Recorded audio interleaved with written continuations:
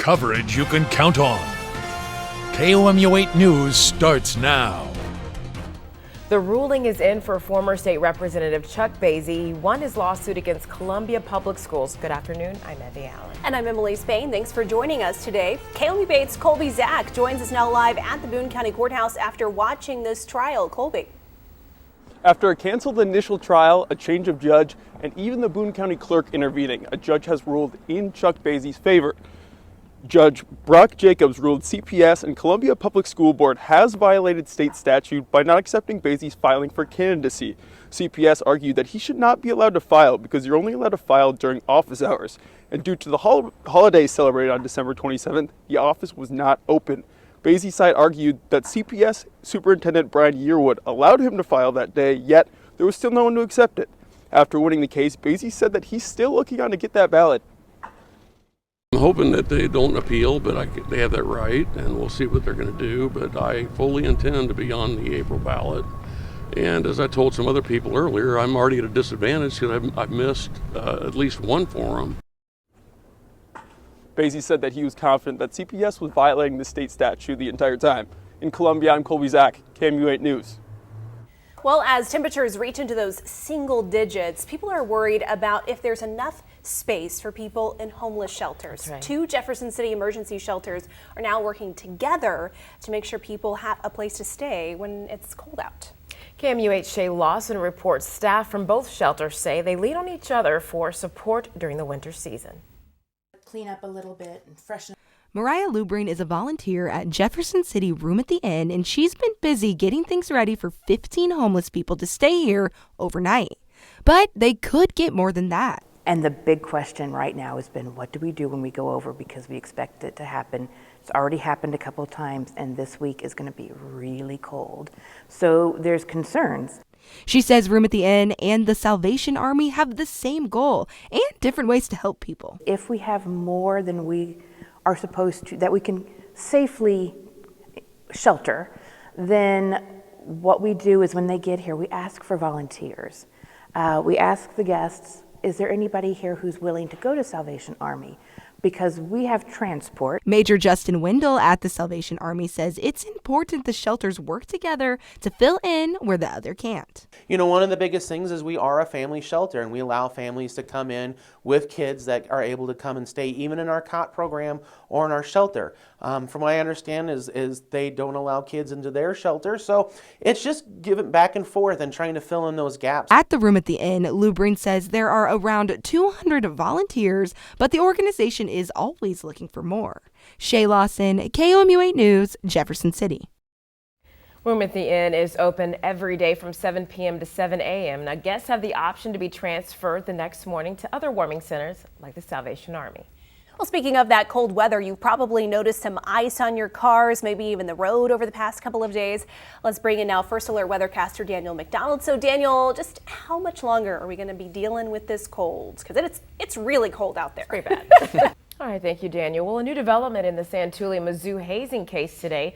Boone County Judge Brock Jacobs granted an extension for hearing involving Harrison Reichman, who is a former member of the Phi Gamma Delta fraternity. Now, Reichman's attorney says there's still discovery and preparation to be done. Reichman faces felony hazing charges after allegedly dropping Danny Santulli on his head after a party in October of 2021.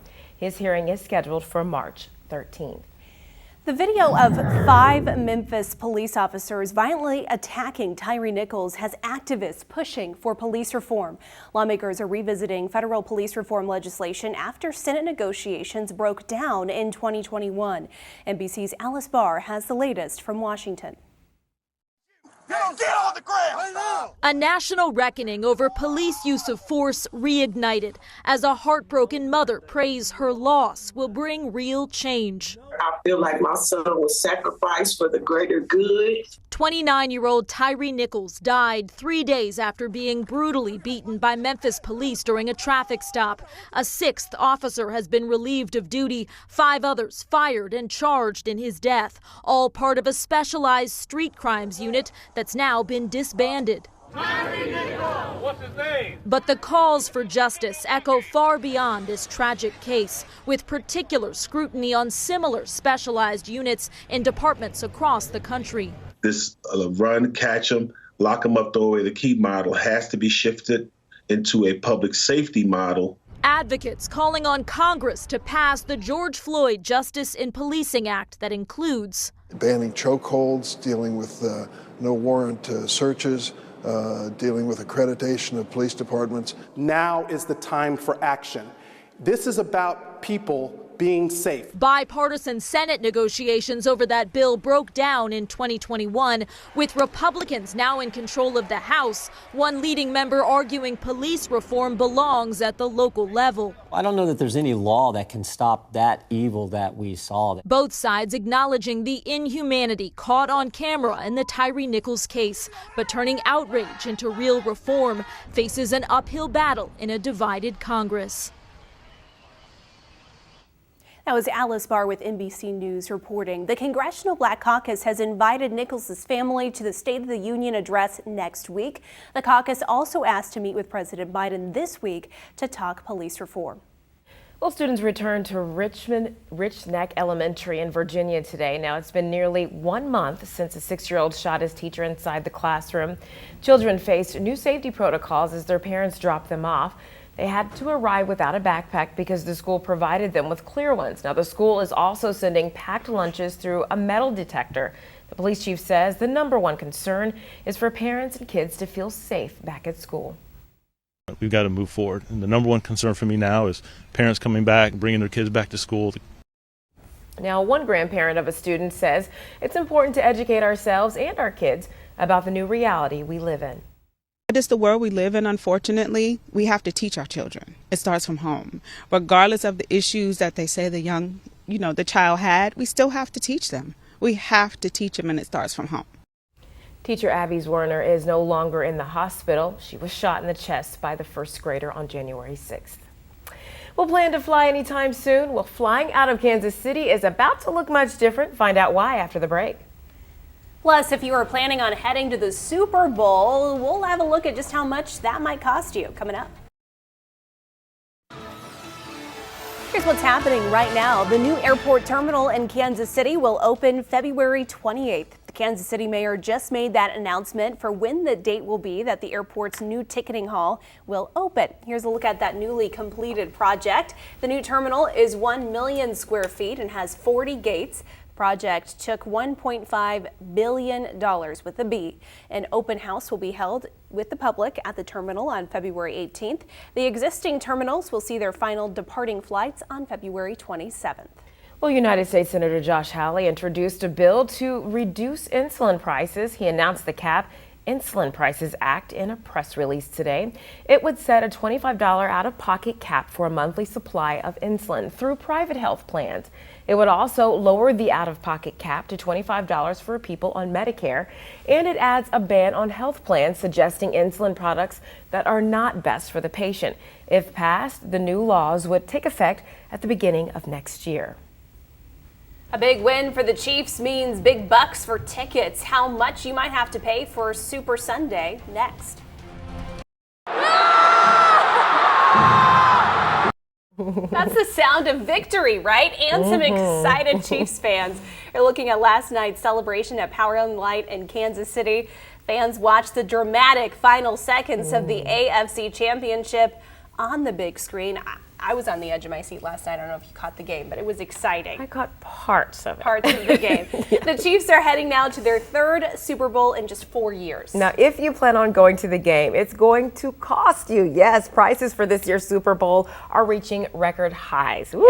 Hopper Travel says the game's average ticket price stands at $8,300 and $8,300 and round-trip airfare out of Kansas City to Phoenix is upwards of $800. One travel economist says Chiefs fans are pushing an increase in travel.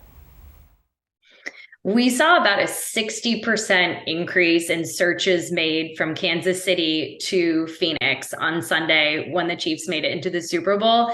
And it's a testament to how excited fans are to see their team in the big game, and definitely a little bit of a holdover from the pandemic. Super Bowl 57 is Sunday, February 12th, 5:30 p.m. Central Time. $8,300. Wow. Well, this year's Super Bowl will make history in more ways than one. It's the first time in history that two black quarterbacks, Patrick Mahomes and Jalen Hurts, will start in the game. If the Chiefs win, Mahomes will be the first black quarterback in NFL history to win multiple Super Bowls. Plus, Chiefs player Travis Kelce and Eagles player Jason Kelce will become the first brothers to play each other in a Super Bowl. Pretty cool. Daniel. The Federal Aviation Administration announced new safeguards to prevent future system failures. Now, last month, the organization grounded all national air travel after an employee deleted a file in the system. That file was responsible for safety notices to pilots and air controllers. Changes made during system maintenance will no longer be automatically added to the backup system. Well, kids may have lost out on more than 4 months worth of learning. That's according to a new study that looked at COVID-19 causing schools to close. Now, they found learning deficits were worse for children from low socioeconomic backgrounds. The author of the study says students have still not recovered from the setbacks, and the study suggests school districts take steps to add tutoring and learning time, including summer programs or longer school years.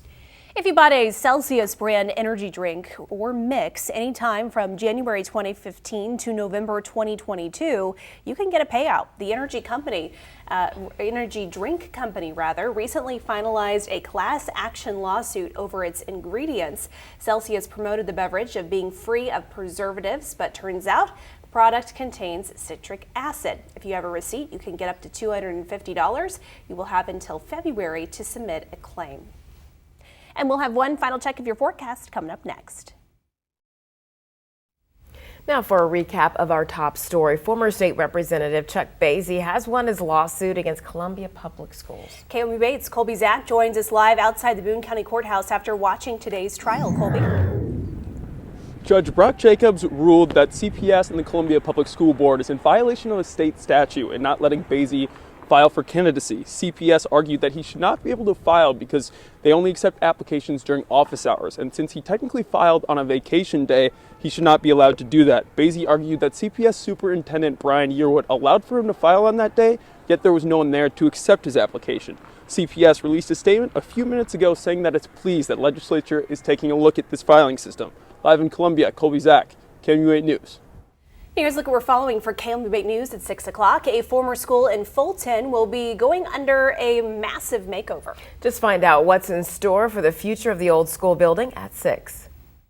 And here's a look at your forecast for tomorrow, hour by hour. We are expecting a slightly warmer day tomorrow with highs in the lower to middle 20s, but still going to be cold overall. That wind chill should be dying down though, so it won't be feeling as bad. Low temperatures could get down to the single digits tonight though, but from Wednesday onwards, we are warming up quite a bit here, getting up to more average temperatures in the 40s. I will appreciate average after the I think I'm of that same mind right now. Whew, too cold for me. We'll see you at 6.